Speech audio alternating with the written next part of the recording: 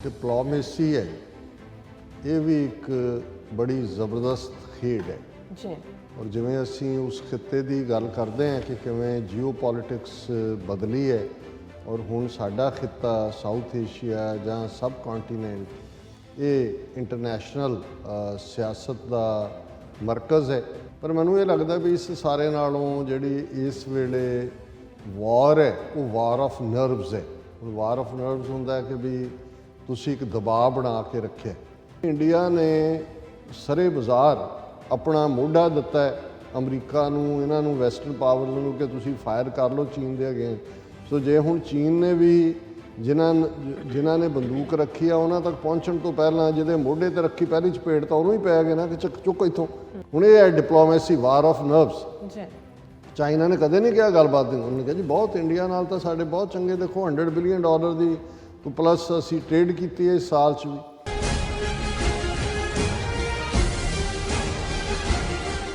Viewers welcome back on programme. So viewers हुण आपां चीन ते भारत दे हवाले नाल गलबात करन जा रहे हां कि चीन ने भारत नूं सिੱਧੇ तौर ते धमकी दिंदिआं ਕਿਹਾ ਹੈ ਕਿ श्रीलंका ਅਤੇ चीन ਦੇ ਸੰਬੰਧਾਂ ਵਿੱਚ ਕੋਈ ਤੀਸਰੀ ਧਿਰ ਜਿਹੜੀ ਦਖਲ ਅੰਦਾਜ਼ੀ ਦੀ ਕੋਸ਼ਿਸ਼ ਨਾ ਕਰੇ। ਚੀਨ ਦੇ ਫੋਰਨ ਮਿਨਿਸਟਰ ਵੱਲੋਂ ਇਹ ਬਿਆਨ ਉਦੋਂ ਆਇਆ ਹੈ ਕਿ ਜਦੋਂ 12 ਜਨਵਰੀ ਨੂੰ ਚੀਨ ਤੇ ਭਾਰਤ ਦੇ ਫੌਜੀ ਕਮਾਂਡਰਾਂ ਵਿਚਾਲੇ ਲਦਾਖ ਮੁੱਦੇ ਨੂੰ ਲੈ ਕੇ 14ਵੇਂ ਗੇੜ ਦੀ ਗੱਲਬਾਤ ਹੋਣ ਜਾ ਰਹੀ ਹੈ। ਸੋ ਇਸ ਬਾਰੇ ਆਪਾਂ ਗੱਲਬਾਤ ਕਰਨ ਜਾ ਰਹੇ ਹਾਂ। ਸੋ ਅਸੀਂ ਚਾਹਾਂਗੇ ਕਿ ਤੁਸੀਂ ਇਸੇ ਤਰ੍ਹਾਂ ਹੀ ਬਣੇ ਰਹਿਣਾ, ਦੇਖਣ ਸੁਣ ਲਈ ਲਿਖਣ ਲਈ ਤੁਹਾਡਾ ਸਭ ਦਾ ਬਹੁਤ ਬਹੁਤ ਧੰਨਵਾਦ। ਜੀ ਡਾਕਟਰ ਸਾਹਿਬ ਕੀ ਕਹਿਣਾ ਚਾਹੋਗੇ? देखो जिहड़ी डिप्लोमेसी है ये भी एक बड़ी ज़बरदस्त खेड है जी और जिमें असी उस खिते की गल करते हैं कि किमें जियो पॉलिटिक्स बदली है और हुण साडा खिता साउथ एशिया जां सब कॉन्टीनेंट ये इंटरनेशनल सियासत का मरकज़ है। और इहदे च भी कोई शक नहीं, हाईब्रिड वॉर्स की गल भी हुंदी है, प्रॉक्सी वॉर्स तो पहला भी कोल्ड वॉर ईरा च प्रॉक्सी वॉर्स चल ही रही सी। पर मैनूं ये लगता भी इस सारे नालों जिहड़ी इस वेले वार है वो वार ऑफ नर्व्स है। हुण वार ऑफ नर्व्स हुंदा है कि भी तुसी एक दबाव बना के रखे। हुण जे रशिया दे उत्ते दबाव बनाया जा रहा सी, रशिया ने अपना 80-90 हज़ार सोल्जर लिया के यूक्रेन के बॉर्डर पर खड़ा किया तो अमरीका और नैटो दबाव बना रहा सी कि भी उत्थों ये किते यूक्रेन ते अटैक ना कर दें। तो रशिया ने उधर कजाकिस्तान दे विच अनस्टेबिलिटी हुई, रशिया ने अपनी आर्मी भेज, उन्होंने कहना नहीं ये साडी पीस कीपिंग। हुण कजाकिस्तान इन्ना वड्डा एरिया है जिन्ना सारे भारत का नक्शा है उन्ना कजाकिस्तान का एरिया ना वड्डा हिस्सा डेजर्ट है और जां उहदा बॉर्डर रशिया नाल लगदा जां चाइना नाल लगदा है। हुण उत्थे रशियन फौज का जाना इहदा मतलब है भी ये तो सोचते सी कि यूक्रेन ना लै लिओ, तो ऑलरेडी रशिया ने कजाकिस्तान लै लिया, वो भावें पीस कीपिंग का नाम थल्ले है तो चाइना ने भी फुली सपोर्ट करता। हुण ये है वार ऑफ नर्व्स। दूजे पासे हुण उन्हां दी रशियन नुमाइंदे की जनीवा च इन्हां दी मीटिंग सी अजकल, उन्होंने कहा जी नहीं we have no intention to invade Ukraine, असीं उत्थे कोई अटैक नहीं कर रहे। हुण उस ये है अपॉर्चुनिटी, तुसी कित्थों की कढ़दे हो। और ज़ाहिर है क्योंकि इंडिया ने सरे बाज़ार अपना मोढा दिता है अमरीका नूं, इन्हां नूं, वैसटर्न पावर्स नूं कि तुसी फायर कर लो चीन दे अगेंस्ट। सो जे हुण चीन ने भी जिन्हां ने बंदूक रखी है उन्हां तक पहुँचण तो पहलां जिहदे मोढे ते रखी पहली चपेट तो उहनूं ही पै गए ना कि चुक इत्थों बंदूक, क्योंकि पिछले तो जाना नहीं। सो उहनूं कुੱਟ भी मोढा भी उहदा घिसड़िया जा रहा हुंदा जिन्हें पिछों रखी है तो जिन्हें अगों करना है वो असी जिवें दस्सिया सीगा कि भी लद्दाख बॉर्डर के उत्ते जिथे 70,000 फौज इंडिया ने लिया के जी असी बहुत इक्विप वैल इक्विप्ड रफेल जहाज भी लै आंदे फलाना भी, उन्होंने उत्थे रोबोट तैनात कर दिते ने, मशीन गन्ना फड़ा के चलाओगे गोलियां, अगे वो लोहे का बंदा खड़ा है उहदे हाथ च मशीन, वो तड़ कर रहा है तो तुहाडे पल्ले कुछ नहीं। हुण इस सारे दे चलदे हैं जिहड़ा जून 20 च ये सारा जून 2020 च गलवान वैली दे विच होया और उस सारे तो बाद जिमें चाइना ने अड थावां ते डेपसोंग होए, डैमचौक होए, हॉट स्प्रिंग्स, उन्होंने सारे एडवांसमेंट करके अपनी उन्होंने परमानेंटली बिठाती फौज।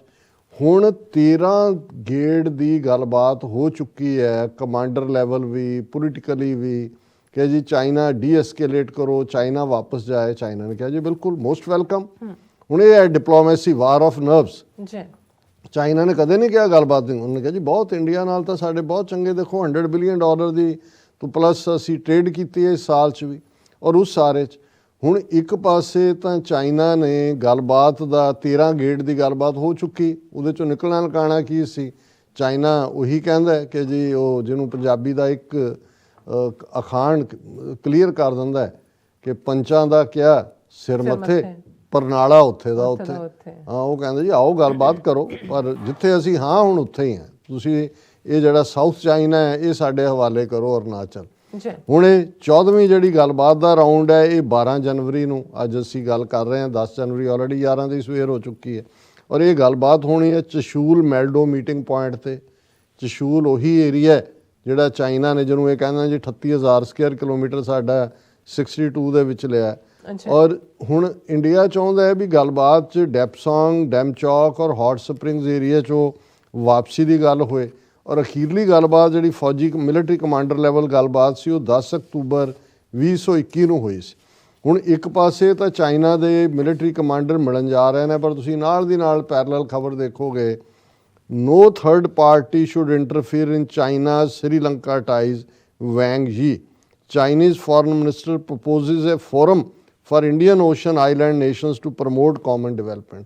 कि इधर गलबात होनी है तो चाइना के जोड़े फॉरन मिनिस्टर ने वो 24 घंटे के अपने दौरे ते कोलंबो पहुँचते हैं श्रीलंका, और उत्थे वो 1-to-1 जोड़े ने श्रीलंकन लीडरशिप के नाल वो मिलते हैं। और नाल ही उन्होंने कहा कि he spoke of friendly relationships that benefits the development of both countries and serves the fundamental interests of both people, the Chinese foreign ministry said on Monday। उन्होंने कहा जी दोनों असी मुल्क, दोनों साढ़े संबंध, दोनों के जोड़े लाभ हान एक दूजे नाल जुड़े हुए हैं। It does not target any third party and should not be interfered with by any third party। उन्होंने कहा साढ़े संबंध ने कोई तीसरी धिर विच दखल अंदाजी की कोशिश ना करे।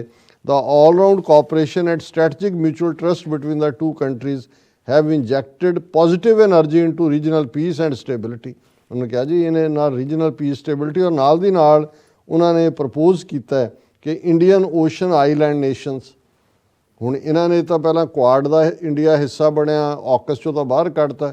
उन्होंने श्रीलंका नूं कहा कि भी तुसीं जिहड़े ये सारे ने होर आइलैंड नेशनस उन्हां दा एक फोरम बनाओ।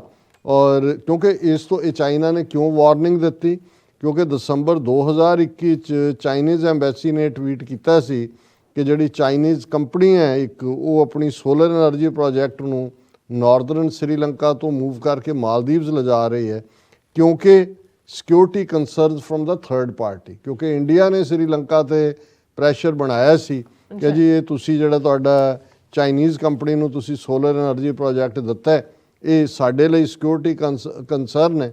और चाइना ने यह कहा कि भी ये तुहाडा काम ठीक नहीं है। और उन्हें एन 24 घंटे दे अपने दौरे के दौरान उन्होंने जाके कहा कि इंडिया इस तो बाज आए।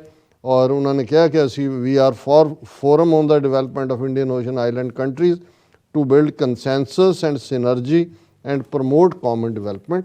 सो असी समझते हैं भी चाइनीज़ का यह स्टाइल है कि एक और निकलना इस 14वें गेट चो भी कुछ नहीं है, पर उस तो पहला उन्होंने उन्होंने दस दिता कि भाई कला यही नहीं कि इत्थे तुहानूं जिहड़ा अपना दिमाग टिकाणे रखना पेगा, पर श्रीलंका दे विच अपनी लत्त अड़ाउण दी कोशिश ना करो। जी डॉक्टर साहब थोड़ा बहुत बहुत शुक्रिया। सो हत्थे लेने ब्रेक व्यूअर्स तुसां ने इसी तरह बने रहना, मिलते हैं छोटे जे वक्त के बाद।